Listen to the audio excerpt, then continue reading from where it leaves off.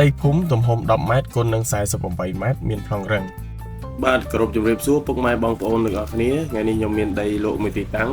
ជាប់ផ្លូវជាតិលេខ59កវ៉ាត់ព្រំដែនស្រុកសុពលូនខេត្តបាត់ដំបងដីនេះគឺនៅភូមិអូជាទៀលហៅកាត់គីឡូ11ភូមិសេរីមានជ័យស្រុកសុពលូនខេត្តបាត់ដំបង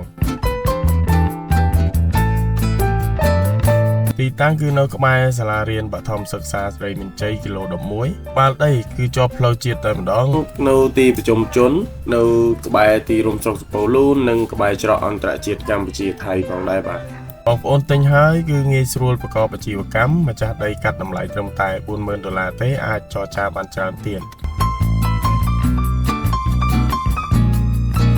ដីមួយទីតាំងនេះបើសិនជាពុកម៉ែបងប្អូនមានចំណាប់អារម្មណ៍អាចទំនាក់ទំនងតាមលេខទូរស័ព្ទខាងលើចរចាតម្លៃត្រឹមខាងម្ចាស់ដីកាត់ប្លង់ជូន100%